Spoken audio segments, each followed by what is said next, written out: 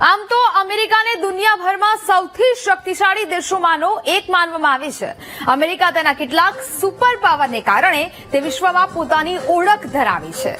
હવે આપને જાણીને એ નવાઈ લાગશે, પરંતુ આપણો ભારત દેશ એક સમયે ટેકનોલોજીકલ ક્ષમતાના મામલામાં દુનિયાથી પાછળ ગણાતું ભારત એક એવી મિસાઇલ ધરાવે છે કે જે વિશ્વમાં ટેકનોલોજી ક્ષેત્રે નામના ધરાવતો અને દુનિયાભરમાં શક્તિનું પ્રતીક ગણાતું અમેરિકા પણ ભારત પાસે રહેલી મિસાઇલ બનાવવા માટે સંઘર્ષ કરી રહ્યું છે.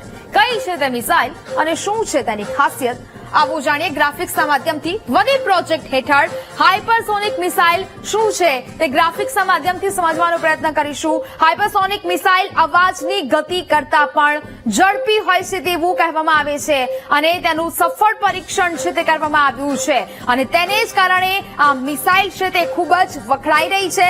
અવાજની ગતિ કરતા 5 ગણી વધુ ઝડપે તે અટેક એટલે કે હુમલો કરે છે અને તેને જ કારણે આ મિસાઇલનું જે વિશેષતાઓ છે તે રજૂ કરાઈ છે, એટલે કે 6200 પ્રતિ કલાકની ઝડપે ઉડીને તેમના લક્ષ્ય પર અટેક કરે છે. એટલે કે જ્યારે પણ આ મિસાઇલ છોડવામાં આવે છે ત્યારે તે 6200 જેટલી પ્રતિ કલાકની ઝડપે તે અટેક કરે છે. વધુ ઝડપ અને ઓછી ઊંચાઈ પર ઉડવાની આ મિસાઇલની વિશેષતાઓ છે તે અહીંયા દર્શાવાઈ છે. વધુ ઝડપ ધરાવે છે અને તેને કારણે તે સામેવાળાના પર સીધો જ અટેક કરે છે. તેની વિશેષતાને કારણે હાઇપરસોનિક મિસાઇલો અત્યંત જોખમી બની જાય છે.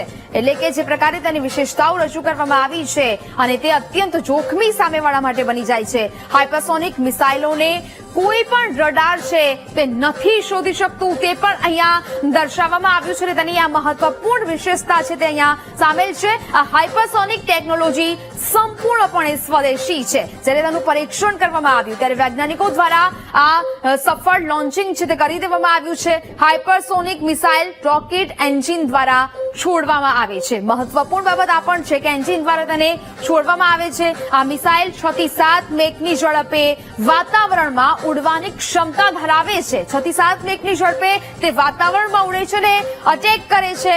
1500 કિલોમીટરથી વધુની રેન્જમાં પેલોડ વહન કરવામાં પણ તે સક્ષમતા અહીંયા ધરાવે છે. એટલે કે એવું કહી શકાય કે ખૂબ જ પરીક્ષણો બાદ આ જે મિસાઇલ છે તેનું સફળ લોન્ચિંગ છે તે કરવામાં આવ્યું છે અને અમેરિકા જેવા દેશો પણ આ મિસાઇલ માટે સંઘર્ષ કરી રહ્યા છે, જ્યારે ભારત પાસે આવી ત્રણ મિસાઇલ છે તે બની ચૂકી છે. હવે ગ્રાફિક્સના માધ્યમથી સમજીશું કે હાઇપરસોનિક મિસાઇલનો કઈ સેનામાં ઉપયોગ છે તે કરવામાં આવે છે. તો જાણીએ કે હાઇપરસોનિક મિસાઇલ ભારતની ત્રણેય સેનાઓ માટે ખૂબ જ ઉપયોગી છે તે માનવામાં આવે છે. ભારતીયની ત્રણેય સેનાઓ માટે આ મિસાઇલ ખૂબ ઉપયોગી છે તે માનવામાં આવે છે. અવાજની ઝડપ કરતા 5 ગણી વધુ ઝડપે ઉડવાની તે ક્ષમતા ધરાવે છે. એટલે કે ત્રણેય સેનાની પાંખો માટે એટલી જ આવશ્યકતા છે કે આ મિસાઇલ ધરાવે છે. આ હાઇપરસોનિક મિસાઇલ ભારતની ત્રણેય સેનાઓ માટે ઉપયોગી હોવાનું પણ હાલ જણાવવામાં છે તે આવ્યું હતું, જ્યારે તેનું સફળ પરીક્ષણ છે તે કરવામાં આવ્યું. આર્મી, નેવી અને એરફોર્સ માટે હાઇપરસોનિક મિસાઇલ આવશ્યક છે અને તે આ ત્રણેય સેનાની પાંખ માટે ખૂબ જ જરૂરી અને ઉપયોગી સાબિત થાય છે. મિસાઇલમાં સ્ક્રેમજેટ એન્જિનનો ઉપયોગ છે તે કરવામાં આવ્યો છે. મહત્વપૂર્ણ બાબત અહીંયા એ છે કે સ્ક્રેમજેટ એન્જિનનો અહીંયા ઉપયોગ છે તે કરવામાં આવ્યો છે. સ્ક્રેમજેટ એન્જિન ઉડાન દરમિયાન તે મિસાઇલની ગતિ છે તે જાળવી રાખવામાં તેની મદદ કરે છે, એટલે તેમાં તે એન્જિનનો ઉપયોગ છે તે કરવામાં આવ્યો હોવાનું પણ વૈજ્ઞાનિકો દ્વારા જણાવવામાં આવ્યું હતું, જ્યારે તેનું પરીક્ષણ કરવામાં આવ્યું. ભારતનું બ્રહ્મોસ 2 આ હાઇપરસોનિક ટેકનોલોજીનું ઉત્તમ ઉદાહરણ માનવામાં આવે છે. જ્યારે લોન્ચિંગ કરવામાં આવ્યું, જ્યારે સફળ પરીક્ષણ થયું ત્યારે તેનું ઉત્તમ ઉદાહરણ રજૂ કરવામાં આવ્યું. DRDO હાલમાં 3 અલગ ડિઝાઇન પર સતત કામ કરી રહ્યું છે. એટલે કે હજી પણ આ મિસાઇલને ખૂબ ઉપયોગમાં લેવા માટે હજી પણ તેના પર પરીક્ષણો છે તે ચાલતા આવી રહ્યા છે અને તેને જ કારણે હવે એ પણ કહી શકાય કે ભારતે ડોક્ટર APJ અબ્દુલ કલામ ટાપુ પરથી DRDO દ્વારા વિકસાવેલી આ લાંબા અંતરની હાઇપરસોનિક મિસાઇલનું સફળ પરીક્ષણ કરી દીધું છે અને આ મિસાઇલ 5 મેકથી વધુ ઝડપે ઉડે છે અને 1500 કિલોમીટરથી વધુ રેન્જ ધરાવે છે. આ સિદ્ધિ ભારતની વધતી સૈન્ય શક્તિ અને મેક ઇન ઇન્ડિયા નીતિને વધુ મજબૂત છે તે બનાવે છે. હવે વાત કરીએ કે પાકિસ્તાન અને ચીનની હવે ખેર નહીં, કારણ કે આ મિસાઇલ છે તે લોન્ચ થઈ ચૂકી છે. સફળ પરીક્ષણ થઈ ચૂક્યું છે. ભારતે ભૂલથી પાકિસ્તાન તરફ આ બ્રહ્મોસ મિસાઇલ છે તે છોડી હતી અને ત્યારબાદ પાકિસ્તાન છે તે ચિંતામાં મુકાયું હતું. એટલે કે હવે કહી શકાય કે પાકિસ્તાન વારંવાર જે પોતાની નાપાક હરકતોથી ભારત ઉપર કરે છે તે હવે ક્યાંક ચિંતામાં આવ્યું છે, જેને પાકિસ્તાન ટ્રેક નહોતું કરી શક્યું. ભૂલથી જ્યારે આ મિસાઇલ છોડવામાં આવી હતી ત્યારે પાકિસ્તાન આ મિસાઇલને ટ્રેક નહોતું કરી શક્યું. બ્રહ્મોસ 2 અને પ્રોજેક્ટ ધ્વનિની હાઇપરસોનિક મિસાઇલો સામે પાકિસ્તાન હવે આખરે લાચાર બન્યું છે કે જે ભારત વિરુદ્ધ અવારનવાર અવરચંડાઈઓ કરે છે અને એ જ પાકિસ્તાન હવે આ મિસાઇલથી ચિંતામાં મુકાયું છે. માત્ર પાકિસ્તાન નહીં, ચીન અને અમેરિકાની સંરક્ષણ પ્રણાલી પણ સંપૂર્ણપણે લાચાર બની છે. કહી શકાય કે ચીન સાથે પણ અવારનવાર વધતા તણાવો અને અમેરિકા તેના હાઇપરસોનિક પ્રોગ્રામને સફળ હજી સુધી નથી બનાવી શક્યો. અત્યાર સુધીના જે પ્રયત્નો છે અમેરિકાના ચાલી રહ્યા છે પરંતુ સફળ નથી થયું. ભારતે રશિયા સાથે મળીને ટેકનોલોજીમાં મહારત મેળવી લીધી છે. એટલે કે આ મિસાઇલ છે તેનું સફળ પરીક્ષણ છે તે કરી દેવામાં આવ્યું છે. આ મિસાઇલ લોન્ચ થઈ ગઈ છે અને ભારતીય સેનાની ત્રણેય પાંખો માટે એટલી જ ઉપયોગી આ મિસાઇલ છે તે બની રહેવાની છે. અમેરિકાની terminal high altitude area defence એટલે કે થાડ અને ઇઝરાયેલની આર્યન ડોમ સિસ્ટમ પણ હાઇપરસોનિક મિસાઇલને શોધી શકવામાં અસમર્થ છે તેવું વૈજ્ઞાનિકોએ જણાવ્યું છે. આ એન્ટી મિસાઇલ સિસ્ટમ છે જેની રેન્જ 250 કિલોમીટર પર સમાપ્ત થાય છે.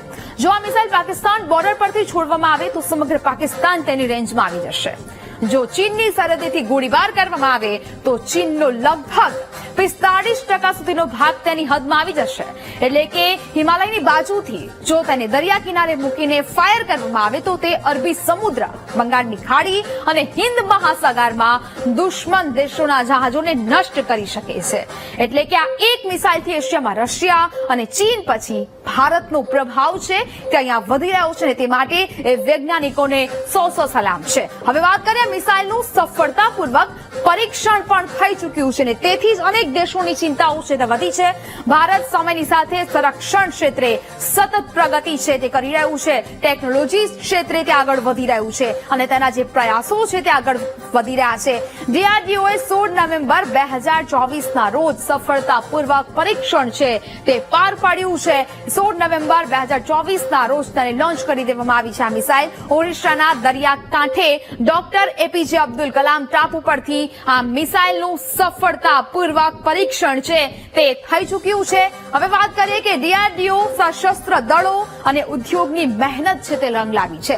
સતત આ મિસાઇલ પાછળ જે મહેનત છે તે કરવામાં આવી રહી હતી, પ્રયાસો જે કરવામાં આવ્યા હતા વધુ મજબૂત બનાવવા માટે અને આ આખરે આ મહેનત છે તે રંગ લાવી. આધુનિક સૈન્ય તકનીક ધરાવતા દેશોની હવે બરાબરી છે તે ભારત હવે કરી ચૂક્યું છે એવું પણ કહી શકાય. ટેકનોલોજી ક્ષેત્રે સતત પ્રગતિ કરી રહ્યું છે ભારત, આગળ વધી રહ્યું છે અને હવે આપણા દેશની સિસ્ટમ પણ મજબૂત બની રહી છે.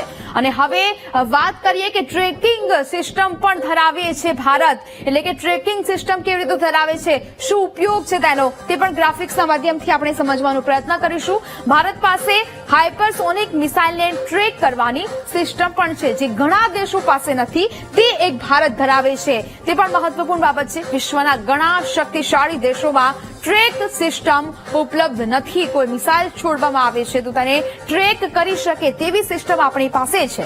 મિસાઇલ અનેક પ્રકારના જે ટર્મિનલ દાવપેચ છે તે કરી શકે છે. એટલે કે દાવપેચ, અનેક પ્રકારના ટર્મિનલ દાવપેચ છે તે આ મિસાઇલ કરી શકે છે. એટલે કે દુશ્મન ઈચ્છે તો પણ તેને નિશાન ન બનાવી શકે. આ મિસાઇલની જે આપણે વાત કરી રહ્યા છે, ટ્રેકિંગ સિસ્ટમની વાત કરી રહ્યા છે, તે ભારત હવે ધીરે ધીરે ટેકનોલોજી ક્ષેત્રે આગળ વધી રહ્યું છે અને તેને જ કારણે ભારત દેશ પણ સતત પ્રગતિ કરી રહ્યો છે અને તેને જ કારણે અનેક દેશોએ હવે ચેતી જવાની જરૂર છે કારણ કે ભારતની ત્રણેય પાંખ છે તેનો ઉપયોગ છે તે હવે કરી શકશે. હવે વાત કરીએ ભારતને આનાથી શું ફાયદો થશે તેના વિશેની આપણે વાત કરીએ તો ભારતને અનેક ફાયદા થશે. વિશ્વનો 80% તેલનો વેપાર હિન્દ મહાસાગર પ્રદેશમાં થાય છે. વિશ્વભરના જહાજો અહીંથી પસાર થાય છે.